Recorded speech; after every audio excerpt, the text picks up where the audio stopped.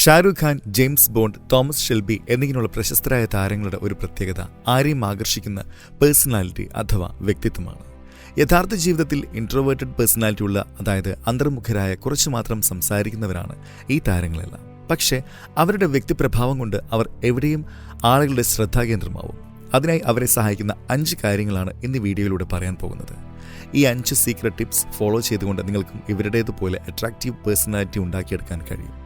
ഇതിനുവേണ്ടി സിനിമാ നടന്മാരുടെ പോലുള്ള ഗ്ലാമർ ഒന്നും വേണമെന്ന് നിർബന്ധമില്ല. നിങ്ങൾക്ക് നിങ്ങളുടെ പെരുമാറ്റവും പേഴ്സണാലിറ്റിയും ഇന്റലക്ച്വൽ ലെവലും മറ്റുള്ളവരോട് സംസാരിക്കുന്ന അല്ലെങ്കിൽ ഇടപഴകുന്ന രീതിയും മാത്രം ശ്രദ്ധിച്ചുകൊണ്ട് ഇത്തരത്തിലുള്ള ഒരു അട്രാക്റ്റീവ് മേനായി മാറാൻ കഴിയും.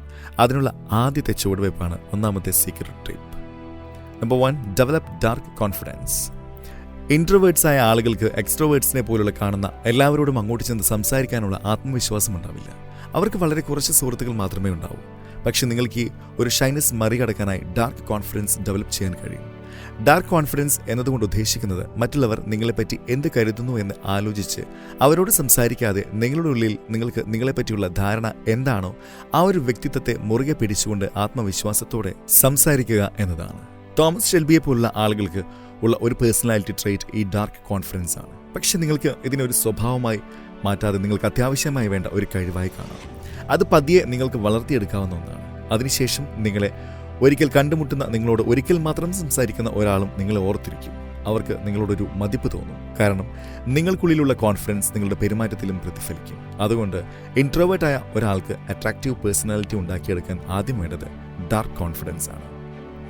ഇനി കോൺഫിഡൻസിന്റെ കാര്യം പറയുമ്പോൾ പല പുരുഷന്മാരുടെയും ആത്മവിശ്വാസം ഇല്ലാതാക്കുന്ന ഒരു പ്രശ്നമാണ് ലോ ഐബിഡോ. ഫിസിക്കൽ റിലേഷൻഷിപ്പ് എന്നത് എല്ലാവർക്കും ഒരു ചോയ്സ് മാത്രമാണ്.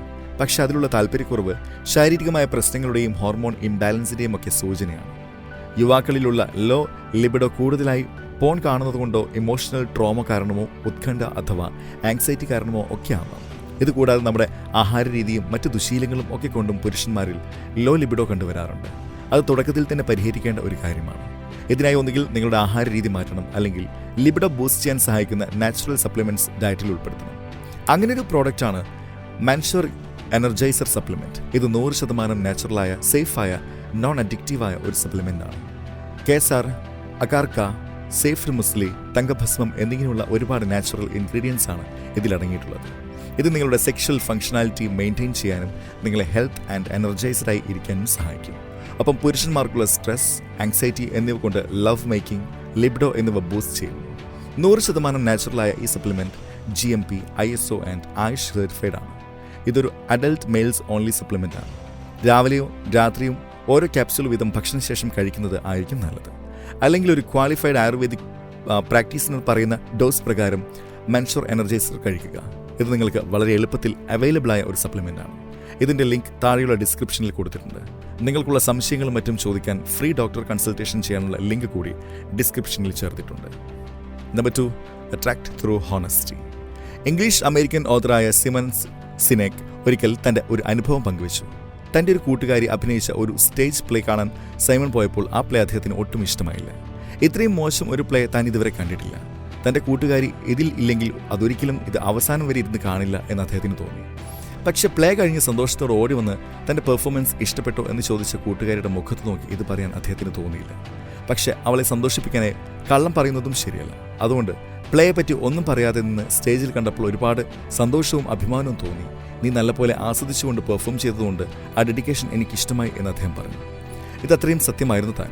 പക്ഷെ അടുത്ത ദിവസം കൂട്ടുകാരിയെ വിളിച്ച് തനിക്ക് പ്ലേ കണ്ടപ്പോൾ തോന്നിയ പോരായ്മകളും കുറവുകളും മറ്റും പറഞ്ഞു.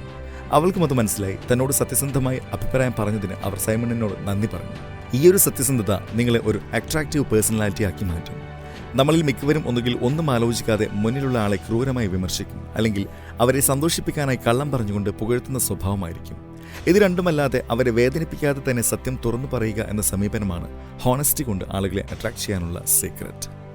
Number 3, B generous. ഒരു സിനിമയുടെ അവസാനം ഒരു ഹീറോ വില്ലനെ കൊന്ന ശേഷം അവിടെയുള്ള മുഴുവൻ പണവും കൊണ്ടുപോകുന്നു. മറ്റൊരു ഹീറോ വില്ലനെ കൊന്ന് കിട്ടിയ പണം അവിടെയുള്ള പാവപ്പെട്ടവർക്ക് കൊടുത്ത് സഹായിക്കുന്നു. ഇതിൽ രണ്ടാമത്തെ ഹീറോ ആയിരിക്കും മിക്കവർക്കും ഇഷ്ടപ്പെടുന്നത്. ഇതാണ് ജനറോസിറ്റി എന്നത്. മറ്റുള്ളവരെ കണ്ടറിഞ്ഞ് സഹായിക്കുക. അത് പണം കൊടുത്തുകൊണ്ട് തന്നെ ആവണമെന്നില്ല.